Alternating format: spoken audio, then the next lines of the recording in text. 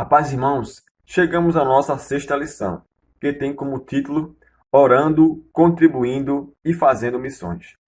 Na lição de hoje, nós iremos estudar as três formas de fazer missões, que é orando, contribuindo e fazendo missões.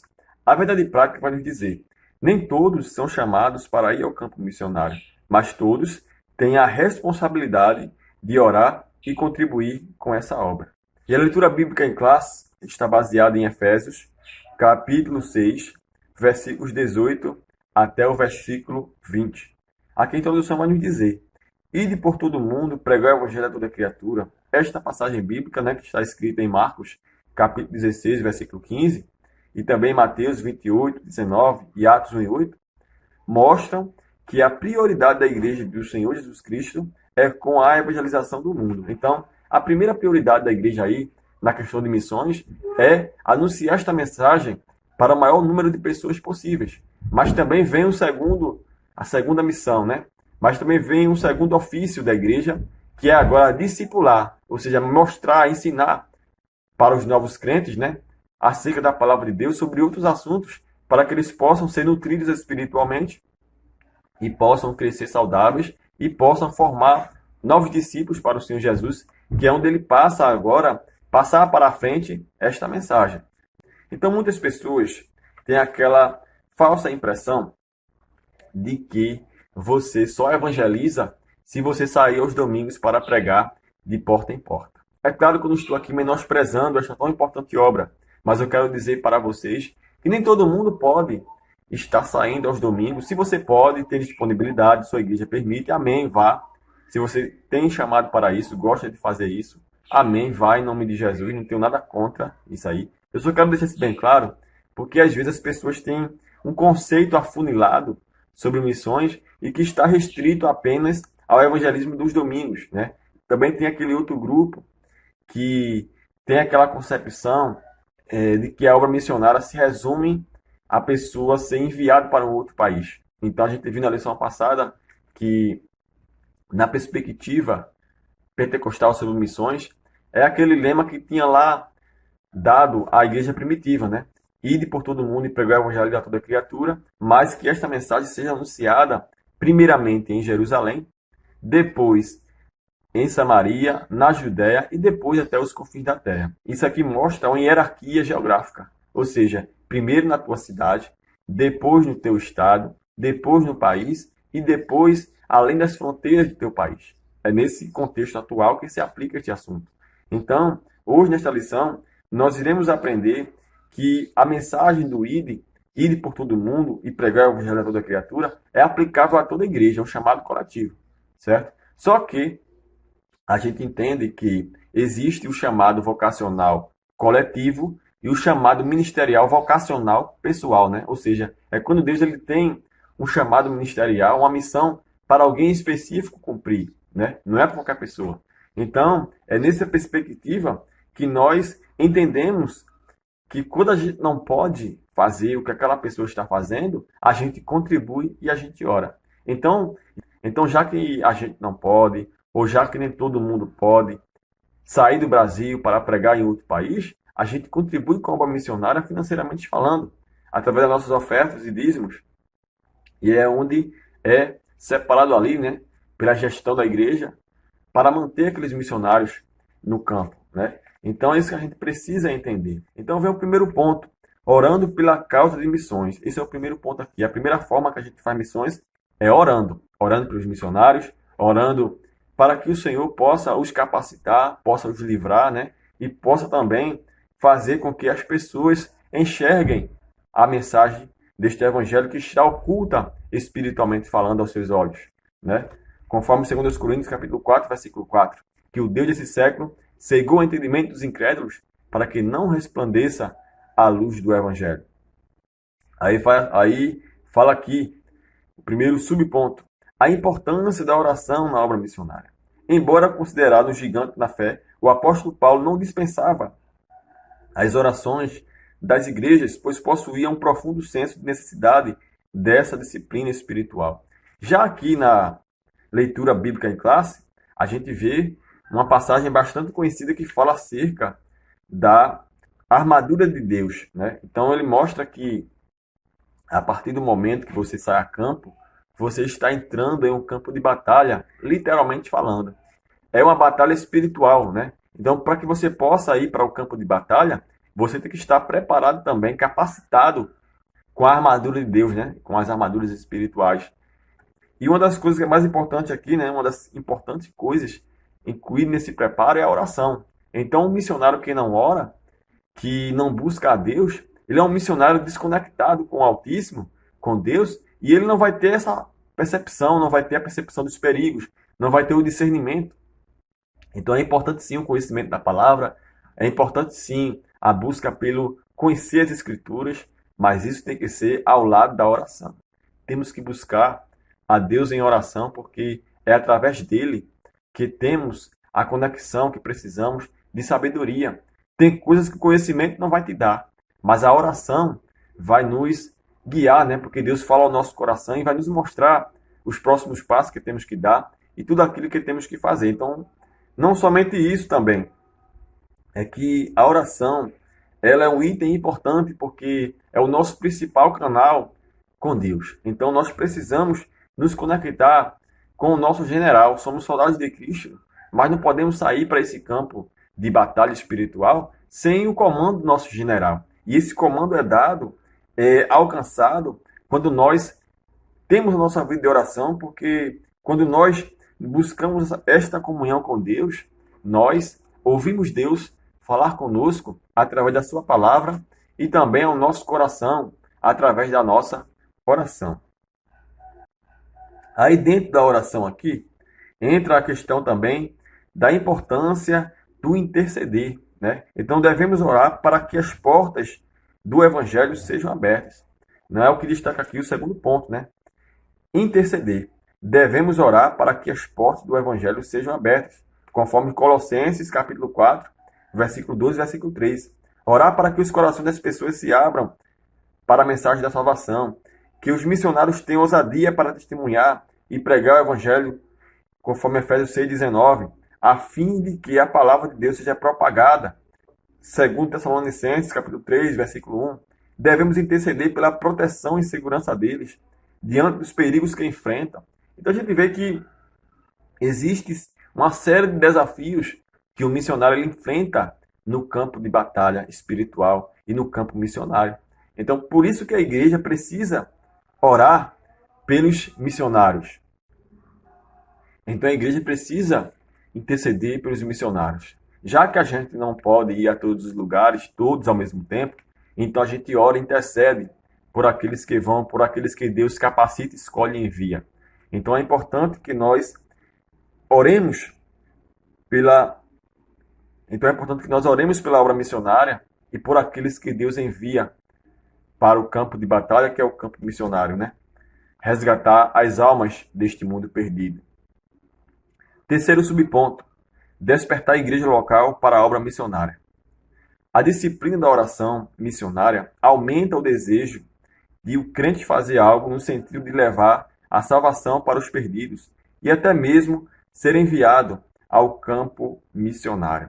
Então, a disciplina da oração desperta no crente o desejo de fazer a obra, o desejo de fazer com que esta mensagem alcance outras pessoas e até mesmo através da oração é que o Espírito Santo também ele começa a despertar ali o chamado desejo do crente evangelizar e levar esta mensagem para outras pessoas. Aí nós entramos aqui no segundo ponto, contribuindo para missões. Ou seja, a obra missionária também tem o seu custo, né? Então, o que acontece? Quando um missionário ele é levado, então quando um missionário ele é enviado para um outro país, ele vai ter um custo lá. Além disso, tem o custo de preparo, né? Então, dependendo para onde o país, dependendo para qual país o missionário vai ser enviado, é necessário que ele também tenha algum tipo de investimento, como por exemplo, em alguma capacitação sobre a cultura daquele país, alguma capacitação que fale sobre a geografia, os costumes do lugar e também a questão do idioma, da língua falada. Então, por exemplo, se uma pessoa é enviada para um país que fala inglês, se a pessoa é aqui do Brasil, vai ter um custo também de investimento financeiro para que ela possa aprender aquela língua, e vai ter a curva de tempo também que ela vai ter para aprender aquela língua. Então, também aplicando também para o contexto local também, existe um custo também. Então, a obra missionária local também tem o seu custo. Então, quando, por exemplo, o pastor da igreja, ele precisa plantar uma igreja em um bairro específico, vai ter um custo também para manter o prédio local, para que os crentes possam congregar também. E, além do mais, você que faz parte, então, além do mais, você que faz parte do grupo de evangelismo, eu recomendo você também a conhecer a palavra, as escrituras. Porque você, quando vai para o campo missionário, o local principalmente também, você também vai passar por desafios. Você não sabe o que você vai encontrar. Então é importante que você se capacite também espiritualmente, se revestindo da armadura de Deus, como também você precisa conhecer as escrituras para que você possa pregar uma coisa, para que você possa pregar esta mensagem com ousadia, você possa pregar esta palavra com convicção. Porque como é que você vai ter convicção de algo que você não conhece? Então, por isso que é importante que você também busque se capacitar. Você possa ler e conhecer as escrituras também. Primeiro subponto, né? O sustento dos missionários.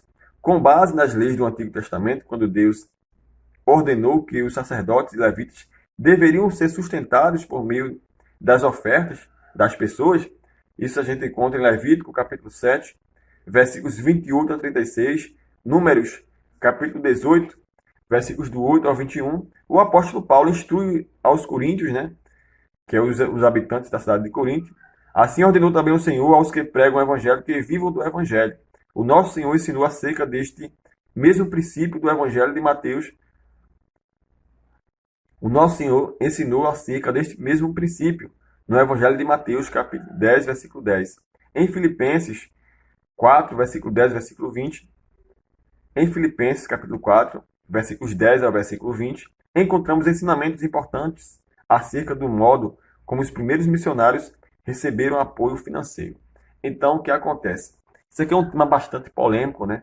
Tendo em vista também que depois que o mundo se urbanizou, né? E também as igrejas se tornaram populares, principalmente aqui no Brasil, né? Num país livre que temos acesso a poder professar a nossa fé de forma livre, né? Então as igrejas foram se instalando nos bairros, né? Então, cada igreja ela precisa de uma arrecadação financeira para manter a sua estrutura, manter o prédio, manter os funcionários de lugar, manter a limpeza, manter toda uma estrutura. Só que a gente sabe, né, que ao longo do tempo também se estourou bastante escândalos envolvendo religiosos que pegavam, né, os recursos arrecadados e desviavam a finalidade, né? Então, isso é um tema bastante polêmico por isso, mas isso não quer dizer que não exista ministérios sérios. Existem sim ministérios sérios de pessoas que realmente comprometidas com o evangelho, que faz a destinação correta destes recursos. Então, cabe a cada um de nós a buscarmos pesquisar sobre o histórico da igreja, né? Sobre se aquela igreja que a gente faz parte, ela é séria, então vale a pena contribuir, né? E vale a pena buscar, e se você faz parte de uma igreja que você não está satisfeito com a aplicação daquilo que é arrecadado, você pode procurar uma igreja que esteja mais próxima da Bíblia e compatível com os valores que você defende, que é o que? A transparência e também a seriedade na destinação correta destes recursos, né? Então, o apóstolo Paulo aqui, biblicamente falando, mostra que o missionário ele tem que ser mantido pela igreja. Por quê? Porque se o missionário ele é enviado para o campo, automaticamente ele está fazendo uma renúncia.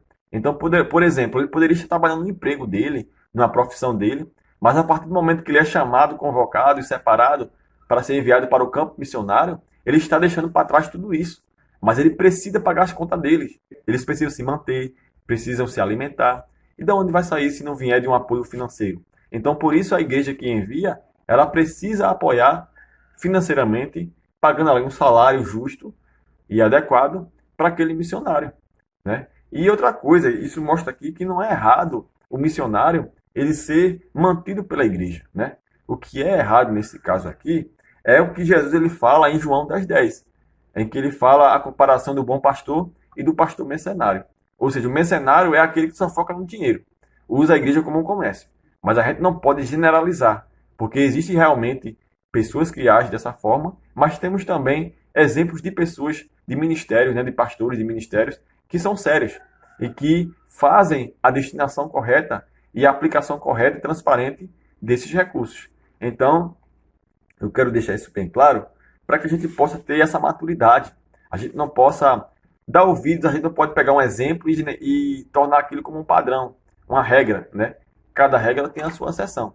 É claro que tem ministérios que não são idôneos, que não são sérios, mas tem aquele realmente que anda de acordo com a palavra. E cabe você buscar ali, pesquisar, investigar qual aí da sua cidade, da sua localidade, qual é a igreja que está mais próxima da Bíblia. E para isso acontecer, você precisa conhecer as Escrituras, para que você possa identificar os valores que aquela igreja ela prega, os valores que aquela igreja vive.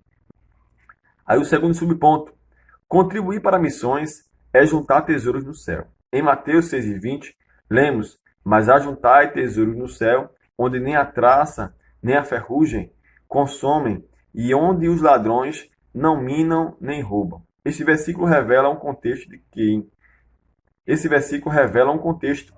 quem domina o coração do ser humano, o tesouro do céu, Deus, ou o tesouro da terra, Mamon.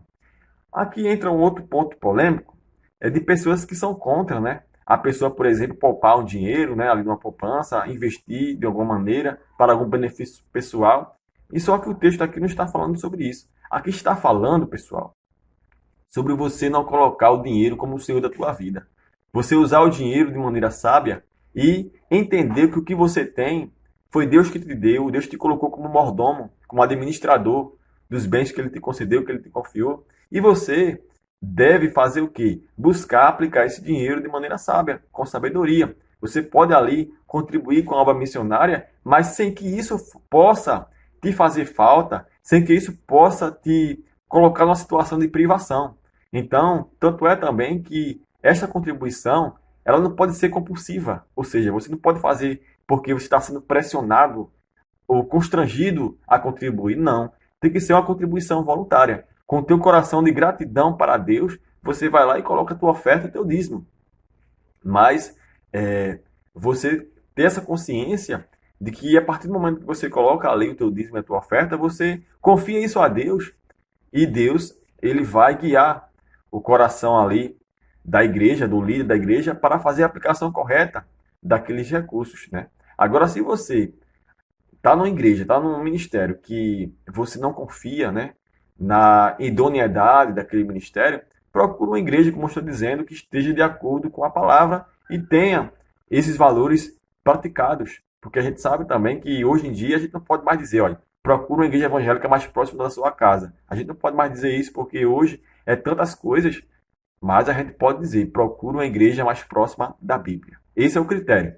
Então, as demais coisas, por tua conta, né, e responsabilidade pessoal e maturidade, você vai chegar a essa conclusão. Você vai conseguir identificar de alguma forma, né?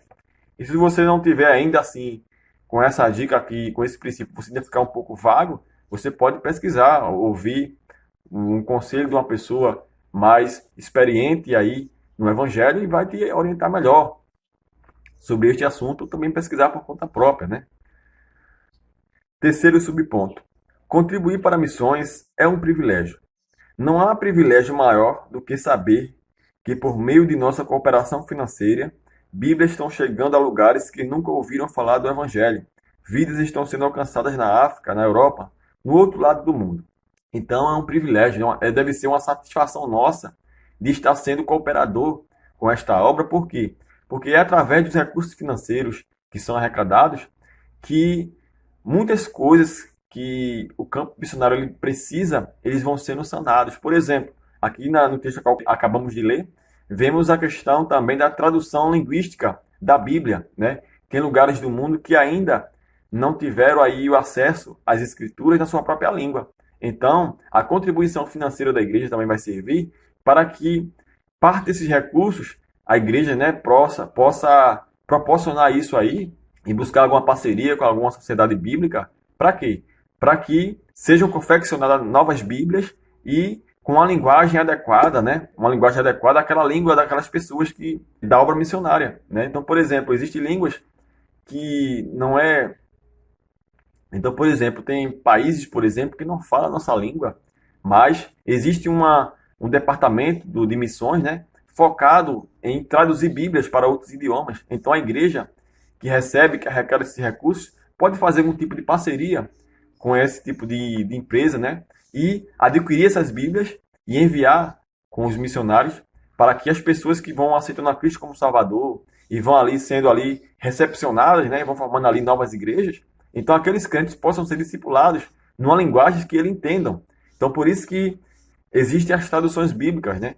Porque a linguagem entre um país ou outro pode até mudar assim a semântica da palavra, né? Mas sem mudar a essência. Quando há uma tradução de uma Bíblia para um outro idioma, não se muda a essência da mensagem. Se muda a linguagem para se adequar àquela cultura. Então, por exemplo, às vezes existem palavras no português aqui no Brasil, por exemplo, que significam uma coisa, mas se for mandado para fora, para um outro país que fala a língua portuguesa, com a outra cultura diferente da nossa, então vai ser compreendido de uma maneira diferente. Então, por isso, quando há essa transliteração, essa tradução, se coloca uma palavra, substitui a palavra por uma que equivale àquela mesma que foi escrita no original, né? Que é uma palavra que a gente consiga entender do que o texto está falando, né? Então, é isso que a gente precisa entender sobre isso e a importância de nós contribuirmos com a obra missionária, que tem que ser uma coisa voluntária. A gente tem que encarar isso não como uma obrigação, como um fardo, mas como uma coisa gratificante em saber que está tendo uma aplicação boa para aqueles recursos que nós contribuímos e enviamos. A chamada para ir. Aí o primeiro subponto. Deus quer usar cada crente. Eu falei para vocês que existe o chamado coletivo. Ir por todo mundo e pregar o evangelho a toda criatura. Mas existe o chamado vocacional e ministerial, que é quando Deus ele seleciona uns para mestres, outros para pastores, outros para doutores e assim por diante. Então Deus ele capacita também os escolhidos, ele seleciona, né? Para cada pessoa ele tem um chamado especial. Então para a tua vida há um chamado especial. Então por isso que eu jamais vou criticar uma pessoa, por exemplo, que não pode sair aos domingos para evangelizar. Porque, por exemplo, eu sou professor de escola dominical. Eu evangelizo pessoas através de um canal como esse, né? Então por isso que também, voltando até o tópico anterior, este canal aqui é um canal que eu estou usando para pregar o evangelho e ensinar para outras pessoas, mas tem um custo financeiro por trás. Então, eu estou usando a minha profissão para patrocinar isso aqui, né? Então, o que eu quero dizer com isso é que existem várias formas de pregar este evangelho, né? Então, algumas pessoas, Deus vai capacitar e enviar ela fisicamente. Então, a outras pessoas, Deus vai dar a sabedoria e ele vai usar a sua profissão para alcançar outras pessoas de outras formas. Então, jamais eu vou criticar e julgar as pessoas que não podem sair aos domingos para evangelizar, como eu já vi em alguns casos acontecerem. Então, eu tenho que fazer o quê? Se eu não posso ir, eu oro e contribuo. Eu não vou julgar, meter pedra naquela pessoa que não sai aos domingos para evangelizar, certo? Porque cada pessoa tem o seu chamado. Cada pessoa tem a sua vocação que Deus deu, né? Então, hoje, devido à disponibilidade, a muitas coisas, a muitas responsabilidades, eu não posso, por exemplo, evangelizar os domingos de porta em porta, porque tem outras coisas que vai conflitar com isso aí, outras responsabilidades que me impossibilitam de sair. Mas eu oro, né? Eu contribuo e torço, eu incentivo aqueles que podem ir, né? Então, é isso que nós precisamos entender. Eu busco pregar sim esta palavra, usando também os veículos de massa, de evangelismo em massa, como esse aqui, né? Então, eu estou, de certa forma, fazendo missões, porque eu estou alcançando outras pessoas através desta mensagem, através desse vídeo, né? Mas existem aquelas pessoas também que têm um chamado para ir realmente ao campo missionário, presencialmente. E outra coisa também, pessoal, a obra missionária não começa lá fora, começa na tua própria casa. Então comece dando o exemplo da sua casa, um exemplo de bom pai, de bom marido, de bom filho, né? Então você vai estar fazendo também missões na tua família, comece pela tua família, pela tua casa, com o teu exemplo, né? Depois no teu bairro, sendo um bom vizinho, né? Dando bom testemunho à tua vizinhança, através do teu exemplo como cristão, na igreja a qual você faz parte, a igreja local. E também você pode expandir as fronteiras do teu bairro, participando da campanha evangelizadora da tua igreja local. E também, for da vontade de Deus, aí você será enviado para um outro estado ou para um outro país. Segundo subponto, a chamada missionária. Nas Escrituras, vemos que Deus chama pessoas para uma grande obra. O profeta Isaías foi chamado por Deus no templo enquanto o adoravam. Conforme Isaías capítulo 6, versículos 8 e 9, o profeta Jeremias recebeu sua chamada antes de seu nascimento. Conforme Jeremias 1 e 5, o profeta Jonas recebeu um chamado específico para uma cidade específica, Nínive. Jonas capítulo 1, versículo 2. E o Senhor Jesus chamou seus discípulos quando a maioria deles ainda exercia uma tarefa profissional. Então Deus chama cada um de maneira específica, então dentro do seu devido contexto, né? Então Deus pode te chamar, você estando ocupado onde você está. Então Deus, ele sempre procura chamar aqueles que estão ocupados em alguma coisa. Então aqui nós podemos observar que Deus, ele tem múltiplas formas de trabalhar, né? E que nós podemos observar que não há um único padrão da chamada. Então ele chamou pescadores, chamou profetas, e a gente observa que o Senhor, ele tem a sua maneira de trabalhar. Então isso significa que Deus pode também te usar na tua profissão. Como aqui, por exemplo, Deus está me usando com esta palavra através de algo profissional que eu aprendi, né? Então estou usando um veículo, né, de maneira profissional para alcançar outras pessoas com esta mensagem. Então Deus, ele chama cada um de acordo com a sua também individualidade, porque existe o chamado coletivo e o chamado individual. O chamado coletivo é para todo mundo, mas o chamado individual, Deus trata cada pessoa em seu devido contexto e realidade. Terceiro subponto: caráter e testemunho na obra missionária. Além de ser chamado por Deus, é preciso fazer a diferença no cumprimento do ID de Jesus, conforme Mateus, capítulo 5, versículos 13 ao 16, em que Jesus ele fala que nós somos o sal da terra e a luz do mundo, e que o sal que ele não salga, ele só serve para ser pisado pelos homens, para ser colocado ali como uma coisa sem valor que pode ser desrespeitado, né? Então, a obra do Senhor, ela é o único departamento do mundo que podemos dizer que não se pode fazer uma coisa e viver outra. Quarto subponto: o perfil do vocacionado. Podemos dizer que há um conjunto de competências necessárias ao desempenho do chamado missionário. Dentre elas, destacamos as seguintes. Primeiro, ser escolhido por Deus. Atos, capítulo 9, versículo 15. Segundo, não ser neófitos, não ser aquela pessoa alienada. Ou seja, a pessoa tem que entender, ter aquela maturidade espiritual para discernir as coisas, né? Conforme 1 Timóteo, capítulo 3, versículo 6. Terceiro, a pessoa tem que ser cheia do Espírito Santo, conforme Atos 1 e 8. Ou seja, a pessoa que é cheia do Espírito Santo, ela obedece à palavra, né? Então, a pessoa que tem o Espírito Santo em sua vida, ela não apenas obedece à palavra também, como também vive a palavra. Porque às vezes tem pessoas que querem fazer as coisas do seu próprio jeito, né? Mas se você é um membro de uma igreja e você ali deu a tua profissão de fé e você concordou com as normas da igreja e essas normas não ferem a palavra de Deus, então essa deve ser uma pessoa que é obediente, né? E aquele que é cheio do Espírito Santo, ele dá exemplo também na obediência, né? Então, jamais uma pessoa que é rebelde, quer fazer as coisas do seu próprio jeito, ela vai ser selecionada para fazer uma obra tão importante como essa, né? Então, por isso que é importante que a gente possa buscar andar de acordo com a palavra, tendo a nossa vida pautada pela palavra, né? E viver esta palavra através de princípios e valores. Quarta coisa, reconhecido pela igreja, Atos 1 e 21. Ou seja, quando Deus ele capacita alguém para uma obra em específico, seja ela qual for, a pessoa começa a emitir sinais e comportamentos também.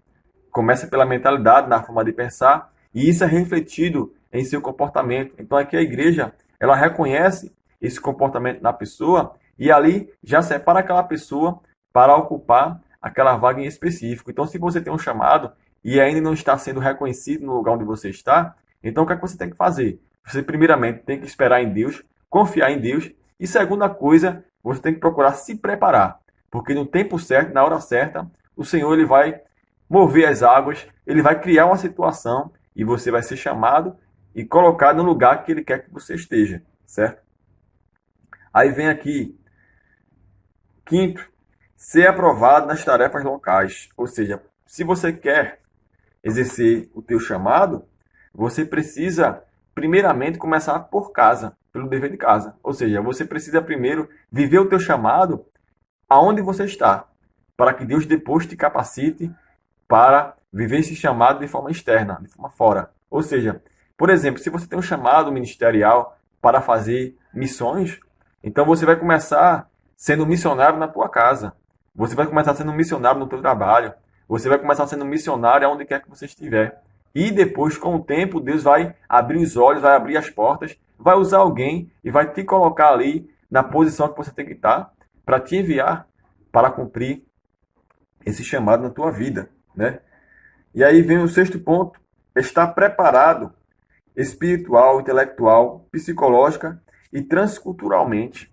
Isso que eu falei sobre a importância de, enquanto você não está sendo visto e reconhecido, você aproveitar esse tempo para se preparar. Então, enquanto ninguém te olha, enquanto ninguém te vê, aproveite esse tempo para investir em capacitação, em buscar ali, se você tem uma visão missionária ali, por exemplo, que é servir ao Senhor, né, fazer missões em um determinado país, ou um determinado estado, local, cidade, você começar ali estudando aquele local para o qual você pretende ir, a cultura daquele local, os costumes. Porque, como eu falei em lições anteriores, o missionário ele não vai, quando chegar no destino, ele vai impor a sua própria cultura. Não, ele vai se adequar àquela cultura. Agora tem um porém, ele nem vai levar a bagagem cultural daqui para lá, e também quando ele voltar de lá, o que é cultural não se adequa à realidade local de origem dele, fica lá. Ou seja, por exemplo, se um missionário é enviado para a África, né? E a gente sabe que na África as pessoas usam vestidos, um padrão de vestimenta que não tem aqui no Brasil, né? Então, quando vai para lá, o missionário tem que se adequar à roupa do lugar, né? Ele não vai impor que o homem tem que usar terno ou usar uma calça comprida se lá não tem, por exemplo. É só um exemplo, tá, pessoal? Então, quando ele volta de lá para cá, ele não pode aplicar isso como uma doutrina a ser seguida pela igreja aqui no Brasil, entendeu? Então, isso que a gente precisa entender, por isso tem que ter esse preparo intelectual, para você saber discernir as coisas, separar as coisas. E também, o preparo espiritual aqui, entra aqui em Efésios capítulo 6, versículos 10 a 18, né? A gente vai ver ali a armadura de Deus. Então, a gente vai ver que cada item daquele é uma forma de preparo, de aplicação da palavra em tua vida, né? A gente começou ali com a oração, mas tem também a questão também de você se preparar, principalmente aqui intelectualmente, né? Que já envolve aqui a espada do Espírito e o capacete da salvação. Por quê? Porque envolve crenças e valores, envolve princípios e valores também. Então, se você não conhece as bases do Evangelho, se você não conhece as bases da tua fé, então você vai ser quebrado na emenda, ou seja, você vai ser impactado negativamente pelos desafios do local que você vai evangelizar e você não vai conseguir lidar com aquela situação. Agora, por isso que você, quando se prepara, você vai conseguir lidar com aquela situação, com aqueles desafios de maneira adequada, né? Aí falou aqui sobre o preparo psicológico também. O preparo psicológico é para você não ficar tão ali impressionado e também saber ali gerir suas emoções para que os desafios não venham a te afetar. Não é fácil, né? Mas não é impossível. Então, quando você busca esse preparo aqui, você vai ser mais flexível, mais resistente para lidar com aquela situação de maneira mais equilibrada, de maneira madura, né?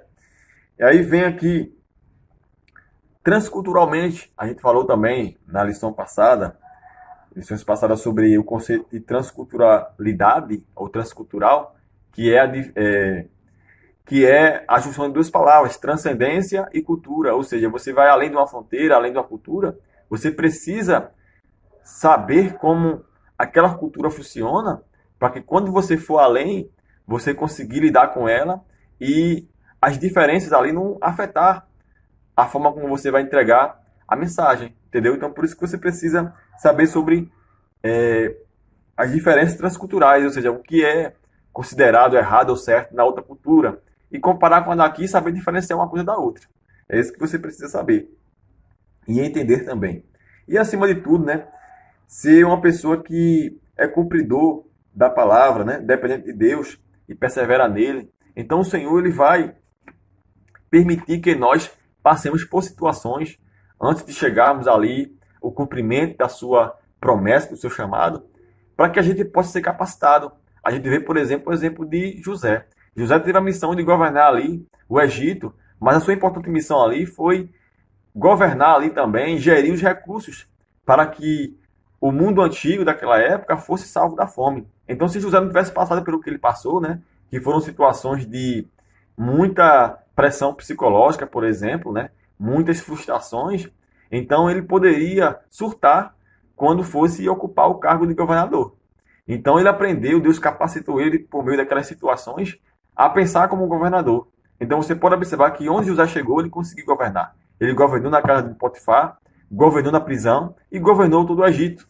Né? Então a gente mostra, então a palavra do Senhor nos mostra de maneira prática como Deus opera. Então, se você está passando por uma situação difícil, não desista, né? O Senhor ele permite isso para o teu próprio bem. Agora você precisa o quê? Enxergar agora a tua situação como uma oportunidade de aprendizado, de extrair lições, de desenvolver habilidades, porque você vai precisar dela quando você passar por tudo isso, porque vai passar, né? Então, quando você chegar ao destino, você vai ser capacitado e terá uma maestria para lidar com os desafios. Ao passo que se você não for, ao passo que se você não se capacitar, você pode até chegar ao cargo, mas você vai ser como aqueles líderes que apenas têm um nome, uma nomenclatura, mas o perfil dele, as atitudes e comportamento não condiz com aquilo que ele se disser, né? Então, quantas pessoas aí você pode observar? Pessoas aí, por exemplo, que ocupam cargos ministeriais de alto escalão, mas falta nele um certo atributo que tornaria aquela função mais temperada, aquela função mais eficiente, né? Então, por isso que nós, como servos de Deus, precisamos desse preparo. Ou seja, precisamos crescer não apenas na graça, mas também no conhecimento. Então, chegamos ao final de mais uma aula e eu concluo aqui lendo a conclusão. Nosso propósito é que, a partir desta lição, cada aluno tome uma atitude de fé e se comprometa com a obra missionária, que se coloca à disposição para se dedicar, ao menos em uma modalidade da obra missionária, que é orar, contribuir ou ir. Ou seja, se você não pode ir, ore, contribua, né? E se você pelo menos não pode contribuir por uma questão de dificuldade financeira ou nem pode ir, ore, né? Se você pode apenas contribuir e orar, ore e contribua. Se você pode ir, melhor ainda, vá, certo? Mas se prepare, você não vá com a cara e a coragem. Se prepare espiritualmente, se prepare intelectualmente, lendo as escrituras, conhecendo a cultura do lugar. Se prepare também, pessoal, na questão, por exemplo, da comunicação, da oratória. Isso aí faz total diferença. Porque não é o que você fala, mas como você fala. Então você também precisa se preparar na comunicação, certo? Tem gente que acha que isso não é importante. É importante sim, porque isso aqui vai melhorar ainda mais. A gente basta comparar aqui no Novo Testamento, comparando o apóstolo Paulo e os outros discípulos. É claro que os outros discípulos tiveram a sua importância na obra missionária, mas você vê que o apóstolo Paulo, por ele ter se capacitado, né, intelectualmente, né, a mensagem pôde alcançar mais povos, mais pessoas, de maneira mais eficiente, porque ele, por conhecer, por exemplo, os gregos, as pessoas da alta sociedade, ele pôde alcançar essas pessoas através da sua forma de se comunicar, porque ele era um poliglota, falava mais de um idioma, então ele conseguia pregar para outras pessoas também. Então o Senhor, ele vai usar isso em você para que ele possa ser glorificado através da tua vida, da tua formação, da tua profissão, certo? Então a Igreja de Cristo, ela tem a incumbência divina de perseverar na proclamação da mensagem de salvação a toda a criatura. Então, ficamos por aqui, encerramos mais uma aula. Se você gostou deste conteúdo, se inscreve no canal, deixa o teu gostei, deixa o teu comentário se você gostou também e ative o sininho das notificações para que quando houver sempre conteúdo novo, você seja avisado. E que Deus assim te abençoe em nome de Jesus e até a próxima aula.